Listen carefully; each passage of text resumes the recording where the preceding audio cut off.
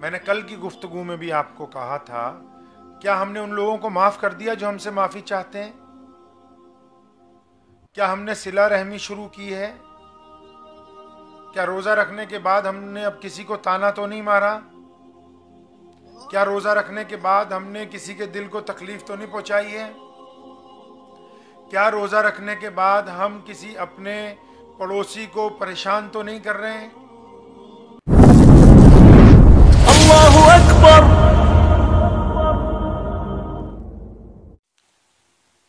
बिस्मिल्लाहिर्रहमानिर्रहीम।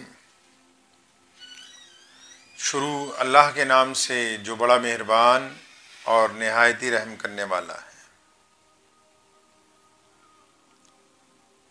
लुधियाना जामा मस्जिद से मैं मोहम्मद उस्मान रहमानी लुधियानवी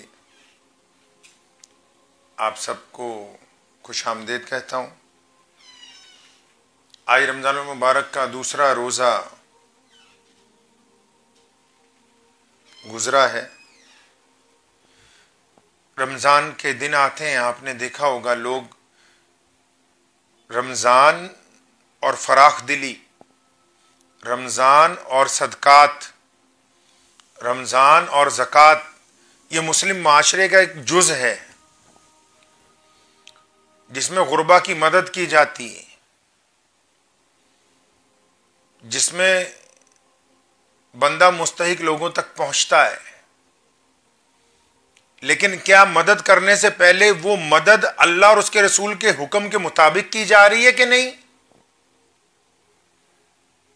इस बात को तय करना रोजेदार के लिए लाजमी है कि वो जो मदद कर रहा है, क्या वो मदद का पैमाना अल्लाह और उसके रसूल के हुक्म के मुताबिक है या नहीं है। अगर वो मदद का पैमाना अल्लाह और उसके रसूल के हुक्म के मुताबिक है तो ये निहायत ही खुशी की बात है। अगर वो पैमाना अल्लाह और उसके रसूल के हुक्म के मुताबिक नहीं है तो ये मदद नहीं हो रही।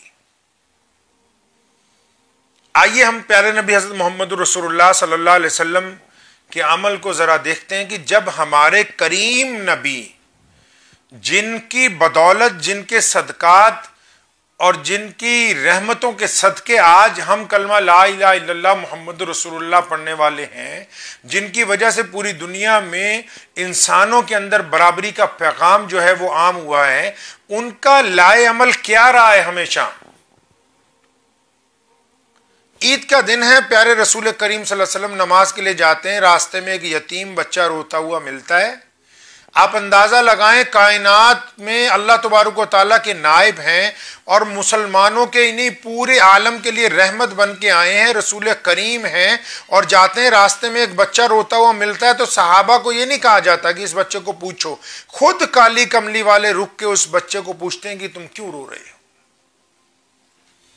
अब उस बच्चे से जब ये मालूम होता है कि ये यतीम है और ये इसलिए रो रहा है कि इसके वालिदैन इसके साथ नहीं है आज, तो प्यारे मोहम्मद कहिए सल्लल्लाहु अलैहि वसल्लम उस बच्चे का हाथ पकड़ते हैं, वापस आते हैं, ईदगाह नहीं जाते हैं। वापस आकर उस बच्चे को नहलवाया जाता है, अच्छे कपड़े पहनाए जाते हैं, मीठा खिलाया जाता है, और फिर रसूलुल्लाह सल्लल्लाहु अलैहि वसल्लम उस बच्चे को पूछते हैं कि बेटा, आप जब पिछले साल ईदगाह जाते थे, जब आपके अब्बू जिंदा थे, तो कैसे जाते थे आप अपने अब्बा की उंगली पकड़ के जाते थे, उनकी गोद में बैठ के जाते थे, आप किस तरीके से ईदगाह जाते थे?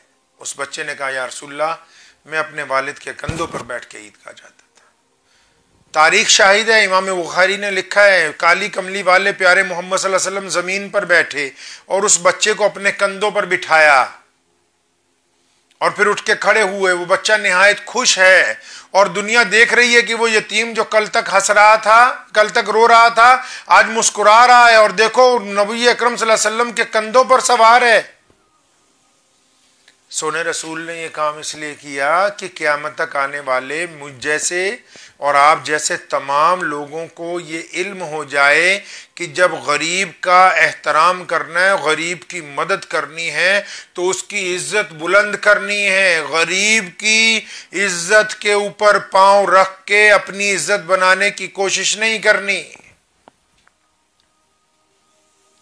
हजूर अकरम सल्लल्लाहु ताला अलैहि वसल्लम ने यह तालीम दी है मुसलमानों को।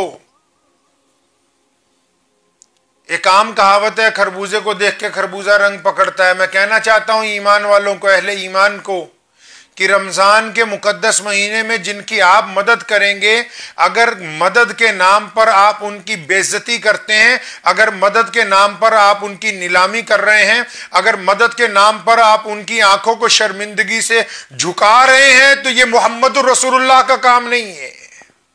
यह एक मुसलमान की शान नहीं हो सकती है कि वो जिसकी मदद करे उसकी तस्वीरें उतार कर भेजे लोगों के सामने, और मदद लेने वाले का सिर शर्म से झुका हुआ हो और देने वाला मुस्कुराता हुआ खड़ा हो। बदतरीन, ये किसी भी तरह से जायज अमल नहीं है दुनिया के लिए। रमजान करीम ने, रसूलुल्लाह सल्लल्लाहु अलैहि वसल्लम ने हमें सिखाया है। इत्मीनान कर लें इस बात को, जो कलमा ला इलाहा इल्लल्लाह मुहम्मदुर रसूलुल्लाह पढ़ते हैं, हम किसी की मदद नहीं करते रमजान में, हम किसी जरूरतमंद को खाने पीने की सामान मुहैया नहीं करवाते, बल्कि रमजान करीम में और रमजान करीम के अलावा जिन लोगों तक अहले ईमान पहुंचते हैं सामान लेके, वो अपने उन साथियों का, दोस्तों का, पड़ोसियों का, आम इंसानों का साथ देते हैं, मदद नहीं करते।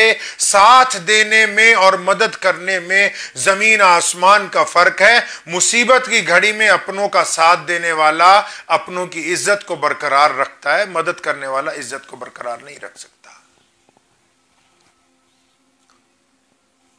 रमजानुल करीम ने हमें यह पैगाम दिया है। अम्मी आयशा रज़ियल्लाहु फरमाती हैं, सोने रसूल सल्लल्लाहु अलैहि वसल्लम चलती हुई तेज हवा से ज्यादा फयाज थे। हजूर अकरम सल्लल्लाहु ताला अलैहि वसल्लम ने हमें तालीम दी है कि रमजानुल करीम में बड़ी तेजी के साथ फयाजी की जाए। और हां, सिर्फ फयाजी दौलत की ही तो नहीं है, आप जिनसे कभी मुस्कुरा के नहीं मिले उनसे मुस्कुराइए तो सही। जिनके लिए आपने दिल में रंजिशें पाल के रखी, वो रंजिशें खत्म तो कीजिए। जो कि इस बात के मुंतजिर हैं सालों से माँ बाप कि मेरी औलाद कुछ लम्हे के लिए आके मेरे पास बैठेगी, मेरे कदमों में बैठेगी, कम से कम वो तो कीजिए। इससे बड़ा सदका और कौन सा हो सकता है? जरूरी तो नहीं कि सदका माल का होता है, किसी दर्दमंद के दर्द को बांट दिया जाए। ये तो मुहम्मदुर रसूलुल्लाह ने सिखाया है। इस्लाम की यही सबसे बड़ी खूबी है। इस्लाम ने, प्यारे नबी हजरत मोहम्मदुर रसूलुल्लाह सल्लल्लाहु अलैहि वसल्लम ने जो बुनियादी बातें हमें दी हैं वो यही हैं कि हमने एक अल्लाह की इबादत के साथ मोहम्मदुर रसूलुल्लाह सल्लल्लाहु अलैहि वसल्लम को जब खातिबुन नबीयीन माना, तो हमारे आका ने जो हमें हुक्म दिए हैं, हमने उन अहकामात की तकमील की है। दुनिया ख्वाह अहले ईमान को जितना मर्जी बुरा कहती रहे, हम अगर अल्लाह और उसके रसूल के हुक्म के मुताबिक चलेंगे तो दुनिया और आखिरत की कामयाबी हमारे लिए तय है। बहुत सारे लोग रमजान में इस फिक्र में हैं कि मसला मालूम करेंगे जी, कि कौन सा मसला कैसा है, ताकि हम उस मसले की रूह से अपने भाई को या अपने पड़ोसी को या अपनी मस्जिद के इमाम को बता सकें कि तुम्हारा वो अमल कम है। तो क्या ये जरूरी नहीं है कि मसला दूसरों के लिए मालूम करने से पहले खुद हम अपने गिरेबान में झांक लें? क्या बेहतर नहीं होगा ये कि हम दूसरे की नमाज देखने से पहले खुद अपनी नमाज देख लें? ये शरीयत में कहीं नहीं लिखा कि एक बंदा तरावी पढ़ के आए और दूसरों को ये देखता फिरे कि किसने पढ़ी है या नहीं पढ़ी है। आप इंसानों का मुहासबा करने के ठेकेदार नहीं हैं। अल्लाह ने आपको इंसानों पर जज मुकर्रर नहीं किया है। आप अपने ज़मीर को पहले देखें। आप ये जो मसाइल मालूम कर रहे हैं, क्या ये मसाइल आपने खुद कभी अपने लिए भी मालूम किए? इन्नमल आमालु बिन्नियात, सोने रसूल ने कहा ना, अमल का दारोमदार नियत पे है। आप अगर इस नियत से मसला मालूम कर रहे हैं रमजान में भी कि फतवा लेने के बाद मैंने एक दफा अपने भाई को या अपनी मस्जिद के इमाम को नीचा दिखाना है, तो अभी दिल साफ नहीं हुआ है मियां साहब, अभी दिल साफ नहीं हुआ है। अभी दिल को जरूरत है इसे और रगड़ा लगाने की। अगर हम अपने आप को देखेंगे तो हम जो अपने आप को जतलाते हैं वो है नहीं। अल्लाह ने यही कहा रमजानुल मुबारक में अहले ईमान से, रोजेदारों से कि हम चाहते हैं तुम मुत्तकी बन जाओ। कैसे मुत्तकी बन जाओ? मतलब वैसे बन जाओ जैसे अल्लाह चाहते हैं, लेकिन हम वैसे बनते हैं दुनिया के साथ जैसे है नहीं। हर एक बंदा अपनी हैसियत से 100 गुना आगे की बात करता है। हर एक बंदा अपनी झूठी शान बयान करना चाहता है, और अगर वो हकीकत के अंदर आ जाए तो बहुत सारे झगड़े, बहुत सारी नाराजगियां जो हमारी अना की वजह से फंसी हुई हैं, हमारे तकब्बुर की वजह से हमारे दरमियान फंसी हुई हैं, वो खत्म हो जाएंगी।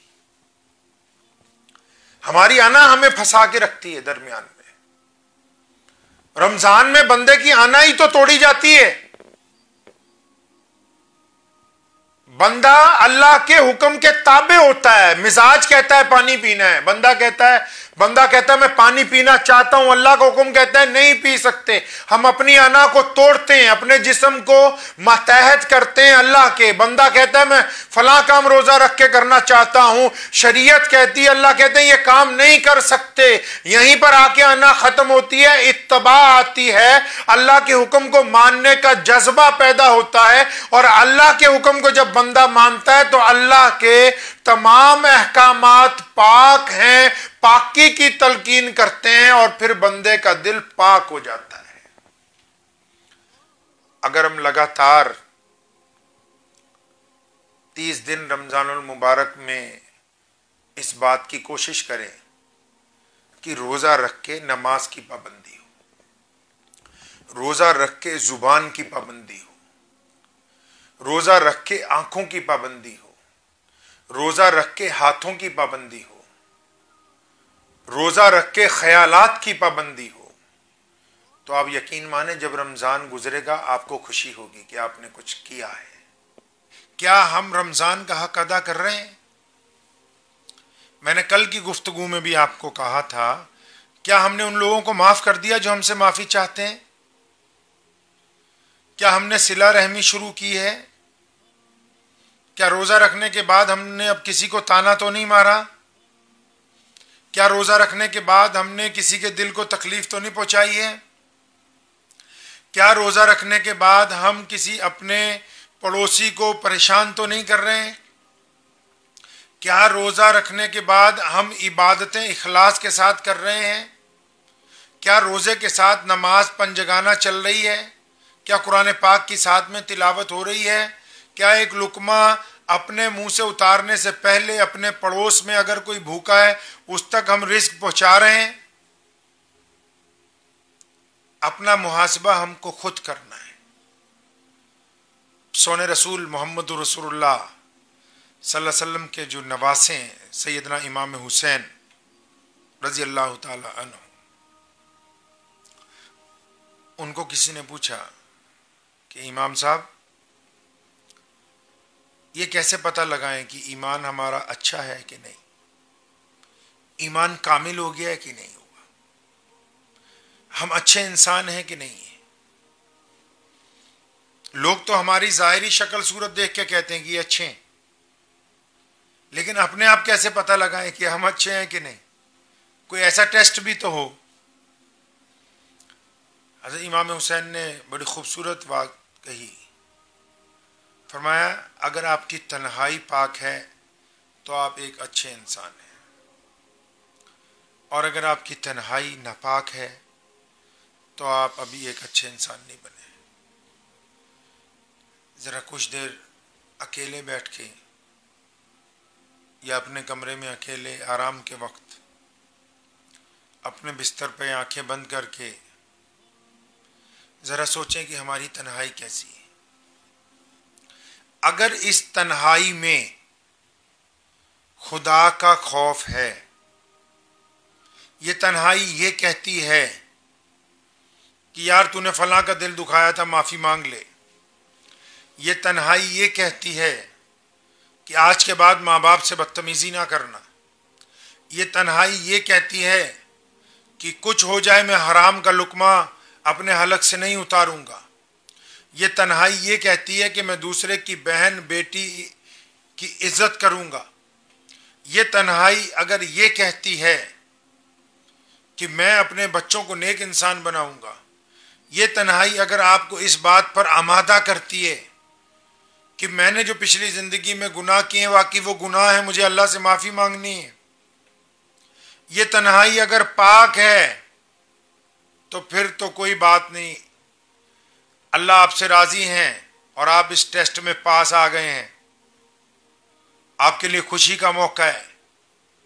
लेकिन अगर आप अचानक अकेले आराम करते हैं, अकेले बैठते हैं और उस अकेले तन्हाई में आप इरादा करते हैं किसी के साथ मुंह काला करने का, आप इरादा करते हैं किसी की बहू बहन बेटी के साथ कोई गंदा इरादा बनाते हैं, आप अगर इरादा करते हैं किसी के साथ धोखा करने का, ठगी मारने का, बेईमानी करने का, किसी को गलत निगाह से देखने का इरादा बनाते हैं, साजिश तैयार करते हैं, अपने मन ही मन में ऐसी बातें सोचते हैं जो हो भी नहीं सकती, लेकिन आप कोशिश करते हैं, आपका इरादा है कि अगर मौका मिले तो मैं फला गलत काम कर गुजरूंगा, तो इसका मतलब आप अभी ईमान वाले नहीं हैं।